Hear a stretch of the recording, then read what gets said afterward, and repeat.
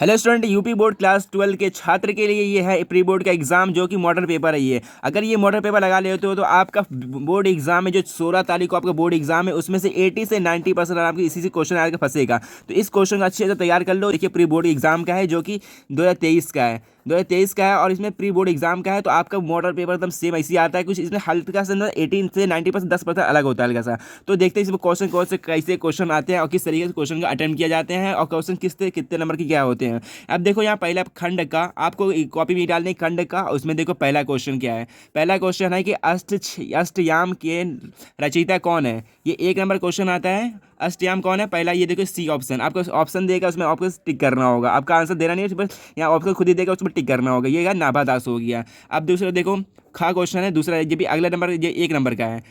84 वैष्णवन की वार्ता के लेखक कौन है। इसके लेखक कौन है, तो ये हो गया इसका गोकुलनाथ हो गया।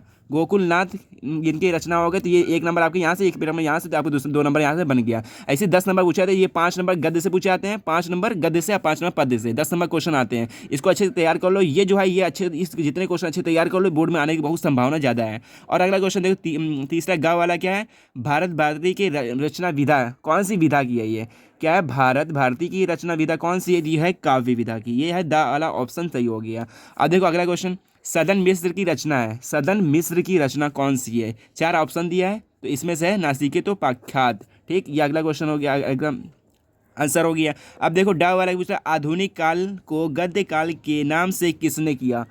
इस क्वेश्चन का आंसर जानते हो जल्दी बताओ कमेंट बॉक्स में, वरना फिर ये देखो इसका है रामचरित शुक्ल जी है। ठीक, आचार्य रामचंद्र शुक्ल है, आपका ऑप्शन दे सकता है। ठीक, तो ये 5 नंबर आपके यहाँ से कंप्लीट हो गया। 5 नंबर ये आता है, 5 नंबर का यहाँ पे कंप्लीट हो गया। ये हो गया गद्य का। अब पद्य का 5 क्वेश्चन आता है, इसमें आपका पूरा अटेंड करना होगा। अब अगर आपको ये क्वेश्चन नहीं आते तो आपको किस तरीके से अटेंड करना है ये भी आपको बताने वाला हूँ। तो अब देखो बस वीडियो को जल्दी से लाइक कर लो और जो चैनल पर जो सब्सक्राइब तो वो सब्सक्राइब जरूर कर लेना। अब अगला क्वेश्चन देखो, भारतीय युग की रचना है। भारतीय युग की रचना क्या है, तो पहले ये देखना पड़ेगा भारतीय युग, भारतीय जो है ये भारतेंद्र युग की रचना है। ये प्रेम हाजिर देखो यहाँ पे भारतेंद्र युग की रचना है ये। अगला क्वेश्चन देखो, रीति काल के कवि हैं। रीति काल के कवि कौन से हैं, तो आपको इसमें ढूंढना पड़ेगा रीति काल के कवि कौन है। मीराबाई, रस खान कौन है, तो यह है कि मीराबाई होगा। ठीक, अगला क्वेश्चन देखो, ये था ऑप्शन थोड़ा वो लग रहा है, डाउट लग रहा है तो देख लेना। और देखो अगला क्वेश्चन देखा है, आधुनिक युग की मीरा है। आधुनिक युग की मीरा किसे कहा जाता है, ये होता है महादेवी वर्मा को। कवि पंत ज्ञानपीठ, क्या पंत का मतलब क्या है, सुमित्रानंदन पंत। बोर्ड में ऐसे क्वेश्चन पूछता है कि आप कंफ्यूज है पंत क्या है, तो सुमित्रानंदन पंत को ज्ञानपीठ पुरस्कार मिला। कौन सी रचना पर ज्ञानपीठ पुरस्कार मिला था, चिदम्बरा पर।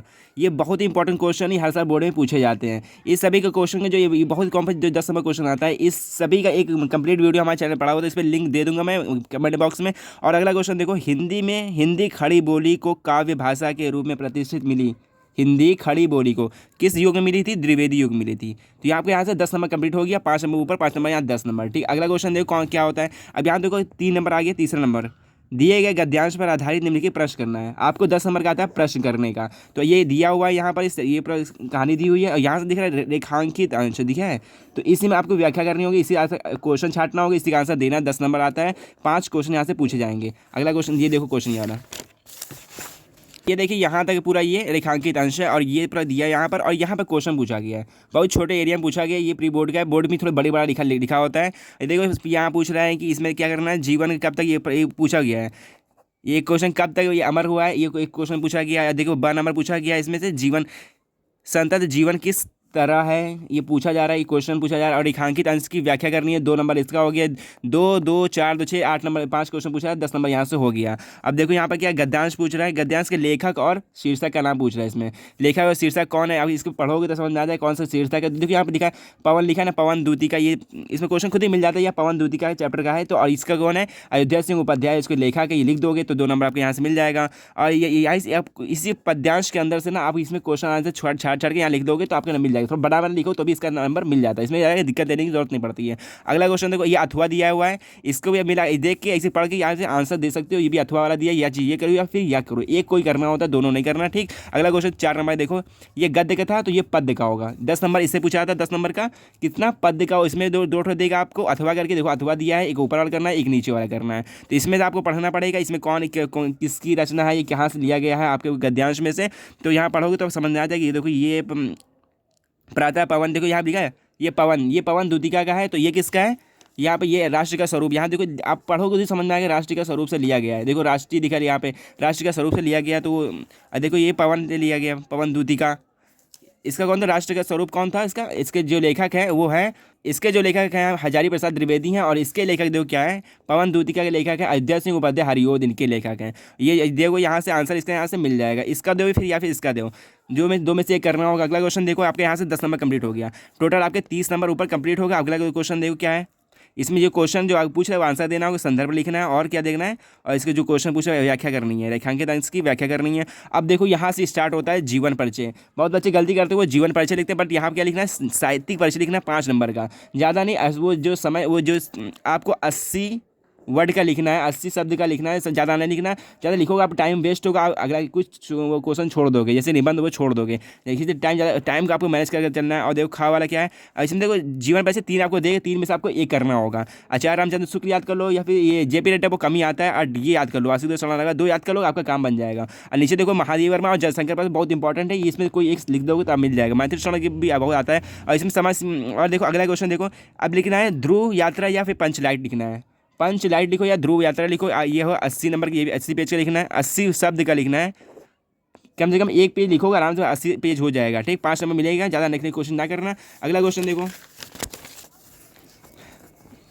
अब अगला क्वेश्चन यहाँ पे जल्दी मैं करा रहा हूँ। यहाँ पर ये देख कंठस्थ किया हुआ कोई एक वो लिख, खुद ही आपको जो स्टेट में चलता है मुक्ति याग, देखो यहाँ पे चलता है तो मुक्ति याग, यहाँ पर ये मुक्ति याग आप लिख दोगे। अगला क्वेश्चन देखो खंड का, अब यहाँ से डालो खंड का, यहाँ से संस्कृत आता है, 7 नंबर संस्कृत आता है, 2 ठो आपके गद्यांश पद्यांश करना होता है। इसमें ज़्यादा आपको पढ़ने की जरूरत नहीं पड़ती है, देखो जो मिला के देख लो, बस इसका चैप्टर सही होना चाहिए। जो आपका संदर्भ लिख रहे हो इसके लेखक होते नहीं है, इसको होते हैं चैप्टर का नाम, तो चैप्टर का अच्छे देखना होगा। बस यहाँ से इसका आंसर दे तो इसका आंसर दोनों में से देना पड़ेगा। इसमें भी अथवा करके दिया है, एक क्वेश्चन यहाँ दिया हुआ है, 2 दिया है, 7 नंबर 14 नंबर आपके यहाँ पर बन जाएगा। और अगला क्वेश्चन देखो, यहाँ क्वेश्चन देख रहा है, कह रहा है कि ये आपको लोकांकित दी जाएगी, और इसका आपका आंसर चयन करना होगा। ओके, अब अगला क्वेश्चन है, यहाँ देखो ये वाला संधि विच्छेद करना होगा। संधि विच्छेद देखो यहाँ पर ये है, ये क्वेश्चन गलत पूछा गया है। और अगला क्वेश्चन यहाँ पे है विभक्ति करनी है, जैसे लट लगा कहते हो, तो ये बहुत ही टफ होता है, तो इसको आप हल्का से रट लो, दिमाग लगा लो, सही हो जाता है। अगला क्वेश्चन देखो 11 नंबर वाला, और 11 नंबर वाला है आशीत और आशीत, इसमें कौन सा सही होगा, सही शब्द का चयन करना होगा। इसमें आपको 2 नंबर मिलेंगे। यहाँ से क्या होगा, असीत का और क्या होता है, इसका होता है काला और खाया हुआ, इसका ये ऑप्शन डी हो जाएगा सही। और ये परिताप और प्रताप के समय क्या होता है, परिताप मतलब दुख होता है, इसका आंसर पता नहीं, तो देखो यहाँ मिला दो, दुख इसी में मिला हुआ और किसी दुख नहीं है। अगला क्वेश्चन देखो खा वाला, देखो निम्नलिखित प्रश्न में अर्थ के चुनकर सही करना है आपको। लक्ष्य का अर्थ क्या होता है, लक्ष्य का अर्थ निराशा या फिर उद्देश्य, इसका आंसर यहाँ सही हो गया। घृणा वाला हो गया, घृणा शब्द का सही अर्थ लिखना होगा, तो घृणा क्या होता है, घिन, गिनों की घिन, यहाँ भी पर यहाँ घृणा के मतलब बादल भी होता है, तो यहाँ से ऑप्शन याला सही हो गया। अब उसी का अगला क्वेश्चन है ग, 11वें का ग क्या है, उसमें 2 नंबर के भी क्वेश्चन पूछा जाता है। इसमें थोड़ी देर में नष्ट होने वाला क्या होगा, थोड़ी देर में नष्ट होने वाला क्षणभंगुर, ये थोड़ी देर में नष्ट हो जाता है, इसका सही शब्द का चयन करना है। 2 नंबर आपके यहाँ से कंप्लीट हो जाएगा। और एक देखो ये 1 नंबर का था, 1 नंबर का ये है जो अपने आचरण को पवित्र रखता हो, तो सूचि कर्मा, सूचि कर्म होता है, कर्मा यहाँ लिख दिया गया है। और देखो घा वाला ऑप्शन क्या होगा, निम्नलिखित वाक्यों शुद्ध चयन करना है, ये भी शुद्ध करना है। या आपको यहाँ पर लिखा हुआ है स्टेटमेंट, यह कौन सा सही होगा, इसमें आपको चयन करना है। तो ये इसमें हो गया वचन वाला, जिसमें उसमें घास ये भी चयन करने वाला, ये भी सब ऑप्शन वाला है। यहाँ पे देखो ये भी ऑप्शन वाला है, बट ये ऑप्शन पूछा नहीं जाता है, बोर्ड में पूछा जाता है कि रोला हो गया, श्रृंगार रस की परिभाषा लिखो, वीर रस की परिभाषा लिखो, उसको उदाहरण देना होता है। बट यहाँ पर सीधे ऑप्शन पूछ लिया गया है, ये भी देख लो, ये भी ऐसे ऑप्शन पूछ लिया गया है। बट यहाँ पे आएगा दोहा चौपाई लिखने का ऑप्शन आता है। और देखो यहाँ पूछा गया है कौन सा सममात्री छंद है जिसमें कि 24 मात्राएं होती हैं, ये रोला में होता है, ठीक। अगला क्वेश्चन देखो, ये जोग जो मिला हुआ, तो ये इसमें क्या यमक अलंकार हो गया। ऐसे बस क्वेश्चन देगा, पर बोर्ड में ये ऐसा नहीं देगा, बोर्ड में आपको यमक अलंकार की परिभाषा लिखनी होती है। और यहाँ देखो 13 नंबर क्वेश्चन क्या हो गया, यहाँ पर एक पत्र लिखना है आपको, पत्र कौन सा लिखना है, या फिर समाचार पत्र पर लिखना है, और या फिर अपने क्षेत्र में विद्यालय खोलने के लिए शिक्षा मंत्री को पत्र लिखना है। ये कितने नंबर का आता है, 6 नंबर का आता है यहाँ से। और 9 नंबर का आता है, यहाँ पर निबंध आता है, 9 नंबर का निबंध आता है, किसी भी लिए बेरोजगारी पे आया, बेरोजगारी लिख दो जाता है, बेरोजगारी ज़्यादा इंपॉर्टेंट है, जिसको अच्छे याद कर लेना। और क्या होगा, नारी के लिए शक्तिशाली, ये भी इंपॉर्टेंट हो गया आजकल, ये वन संरक्षण, ये भी। बस यही कई क्वेश्चन है, 100 नंबर यही पेपर आता है, अच्छे तैयार कर लो। तो मिलते हैं नेक्स्ट वीडियो में, और इसकी बोर्ड की तैयारी जो है अच्छे से कराता रहूँगा, और जो बोर्ड का जो मॉडल पेपर है वो भी आपको ही दूंगा अगले वीडियो में। तो मिलते हैं नेक्स्ट वीडियो में, जो सब्सक्राइब नहीं किया वो सब्सक्राइब कर लो।